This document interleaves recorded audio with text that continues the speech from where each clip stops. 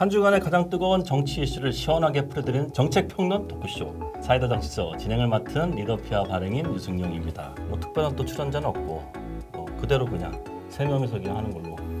나름 오늘 신년 특집입니다. 오늘 뭐 주제가 특별할 것 같아서요. 예. 야권의 그 선대위 소식이 있어갖고 네. 이렇게 하고 앉아서 볼까요? 하시죠, 저. 총평을 하면 역시 그 윤석열, 이재명으로 대표되는 그러니까 여의도를 떠난 민심을 보여줬던 한 해인 것 같습니다. 즉 이제 사실은 조금 더 과거로 가보면 박근혜 대통령 시절에는 민주당이 안 된다라고 하면 박근혜 정부가 추진시킬 수 있는 정책이 하나도 없었거든요. 그리고 탄핵 이후에 문재인 정부가 들어섰는데 이번에도 이 국회 선진화법 때문에 사실 민주당이 뭘 할 수 있는 게 아무것도 없었어요. 민심이 여러 가지 이유가 있었겠지만 어쨌거나 민주 진영에 대략 180석 가까운 의석을 몰아주면서 자 그럼 이제 마음대로 한번 해봐라 라고 판을 깔아줬음에도 불구하고 여전히 지지부진했거든요. 그러니까 뭐 여야가 합의가 제대로 되는 것도 아니고 몇 가지 아주 국소적인 이슈에만 집중을 해서 이야기를 하다 보니까 국민들이 국회 효능감에 대해서 어떤 좀 실망을 많이 하신 것 같습니다. 그러다 보니까 한 분은 변방에서 선출직, 한 분은 검찰총장 출신의 인물들이 들어와서 대선 후보가 됐다는 것은 여의도 정치가 지금 받고 있는 불신의 폭을 그대로 보여주는 좀 국민들로부터 심판받고 있다는 점을 좀 2021년에 제일 주요하게 봤습니다. 네. 어떻게 보십니까? 작년도.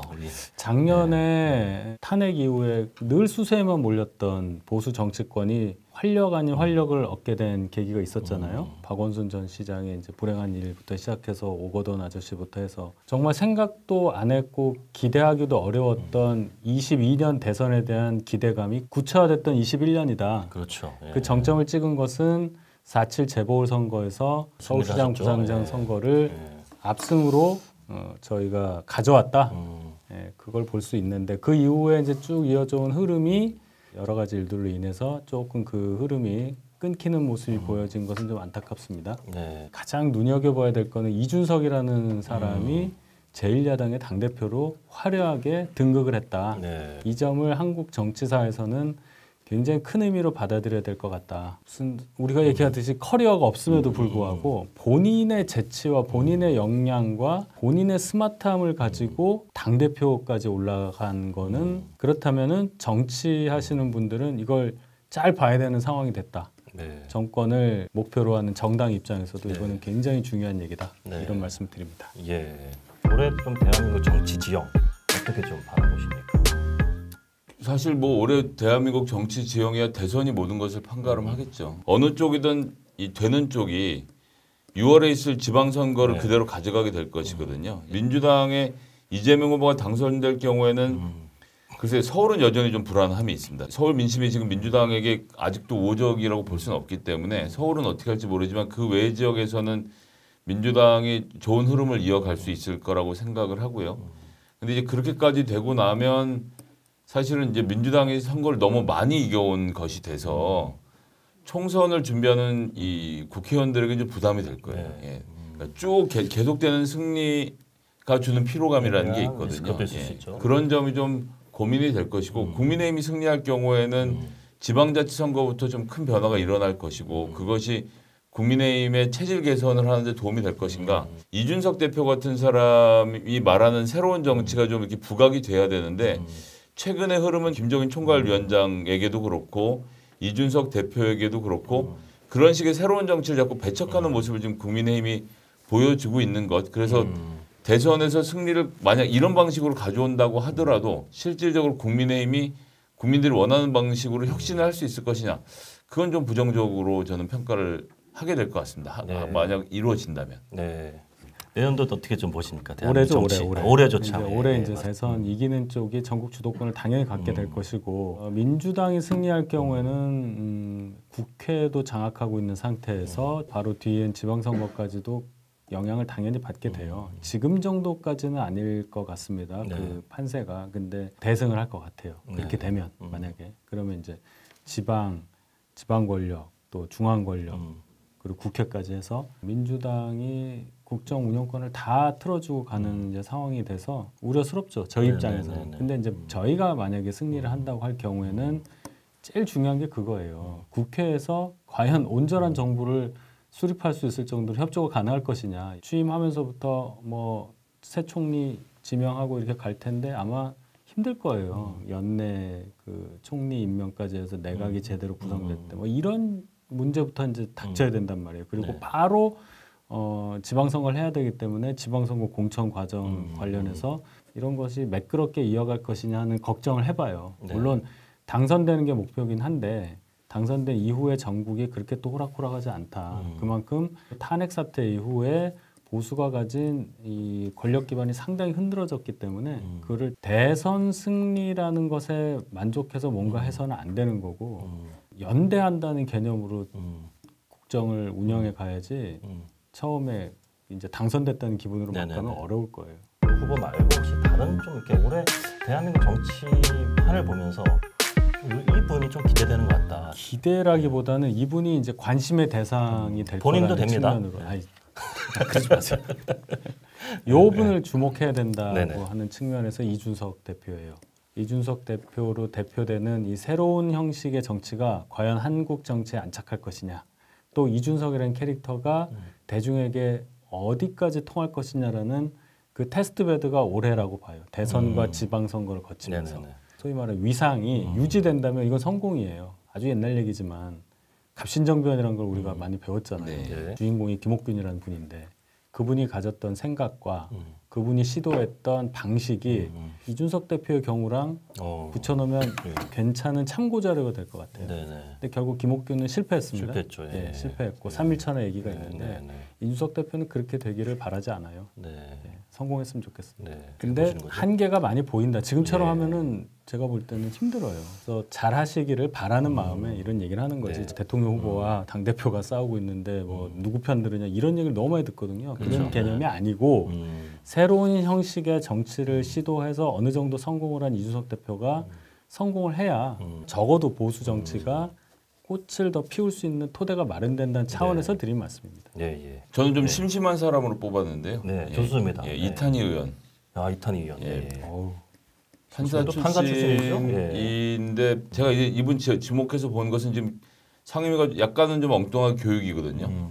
근데 최근에 했던 행보 중에 마음에 들었던 것은 이 비정규직 노동자들에 대한 문제에다 포함해서 또 교육부기 때문에 이 특성하고 학생들과 이 노동자들의 문제에 대해서 전국을 돌면서 이 내용들을 취합하고 취재하고 법안을 만들어가는 과정들을 쭉 지켜봤던 것 하나. 뭔가 크고 막 이렇게 굵직한 것 이런 걸 얘기한다기보다는 판결문을 무조건 전면 공개하는 것, 법원에 카메라 달아서 판결 과정을 녹화하는 것 등 실질적인 내용의 법안 개혁에 대한 이야기들 많이 작년에 해온 것을 봤습니다. 그래서 네네. 뭔가 좀 정책적으로 효능감 있는 정치를 하는 정치인이라는 생각이 들었고요. 네. 올해도 이제 그런 차원에서 봤을 때 활동이 좀 기대되는 정치인이다 이렇게 말씀드리겠습니다. 네. 반대로 좀 걱정되는 정치인이 있다면 좀 어떤 분이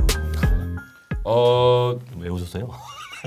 같은 분을 걱정하는 거 아니었을까요? 예, 대통령이 안 된 윤석열 네네. 후보는 어떤 정치인으로 네네. 남을까 이게 되게 좀 궁금해지긴 합니다. 아. 그러고 나서도 정치를 계속 하려고 하실 테고 그런 가운데서 지금 어쨌든 숫자상으로 놓고 보면 이제 윤석열 걔가 제일 많은 상태가 된 거 아닙니까? 현재 스코어로는 이분들이 그렇게 확 몰아서 지금 윤석열 후보를 대통령 만드는 걸 시도했다 이게 만약 안 될 경우에 이 정치군은 어떻게 움직일 것인가? 여기에서 윤석열이라는 정치인이 어떤 행보를 보일 것인가?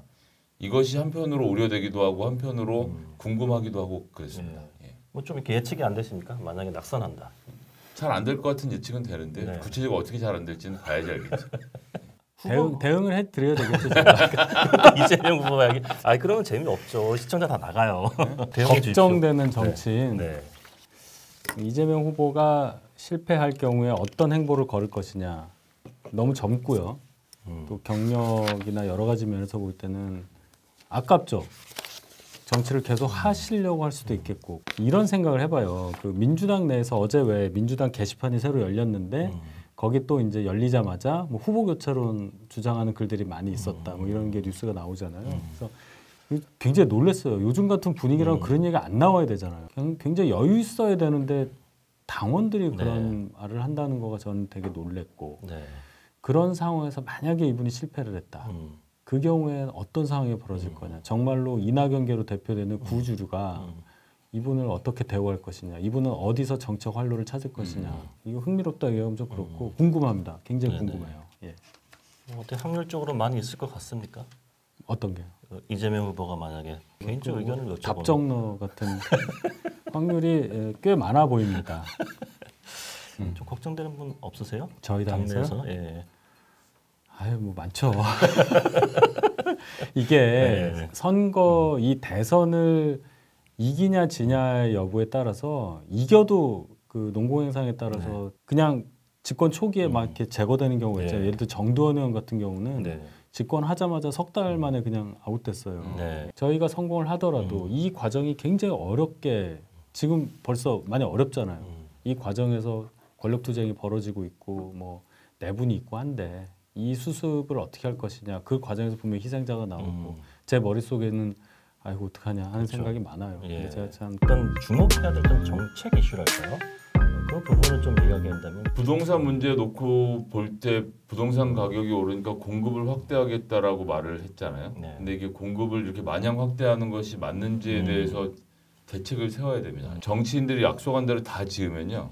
서울 시내에 있는 구축 아파트들은 전 헤어나올 수 없는 수렁에 빠질 가능성이 있다라고 보고 이게 적절한 공급을 통해서 이게 개선이 되어가는 상황을 만들어야 되는데 지금 여야 할 거 없이 과연 그런 정밀한 계획을 세우고 대응을 하고 있느냐라고 했을 때 전 좀 불안하다는 생각이 들어서 실질적으로 어느 쪽이 집권을 하든 공급 문제에 있어서 수요 그리고 지금 있는 아파트들을 바꾸는 것 재개발 이런 것들을 포함해서 좀 세심한 계획을 세우는 것 하나 그리고 수도권의 집값이 오르니까 수도권의 아파트를 더 지으면 지역을 완전히 다 수도권으로 빨아들일 건데 지역을 다 없애고 수도권을 다 빨아들여서 대한민국을 발전시키자고 온 국민이 동의해서 한다면 모르겠는데 네. 지금 하고 있는 정책 과연 그런 국민적 합의의 하에 진행되고 있느냐 그렇지 않다라고 보거든요. 지방 분권은 어떻게 할 것이고 뭐 메가시티로 대별되는 다른 도시들을 키우는 일을 어떻게 할 것인지 이런 데 대한 국민적 논의와 합의를 이뤄가는 과정이 좀 초창기에 빨리 필요하지 않을까 네. 생각합니다. 이 얘기하고 싶어요. 코로나 이게 지금 2년 넘었잖아요. 다른 나라도 비슷한 것 같은데 이렇게 하는 거 보면 마치 코로나가 곧 끝날 것처럼 그렇게 지금 대응을 해왔다고 생각해요. 네. 이게 뭐 2년을 더 갈지 3년을 더 갈지 모르는 거잖아요. 이런 생활을. 그래서 좀 더 앞을 보고 좀 대책을 세워야 한다는 생각이 들어요. 이게 2년 지나니까 막 일상화돼서 뭐 다 마스크 쓰는 거에 별로 불편 없다 하지만 꼼꼼히 생각해 보면 우리 지금 굉장히 제약받는 게 많거든요. 그러면 앞으로 또 이만큼 남았다고 만약에 사람들이 생각하면 이제 미칠 거예요.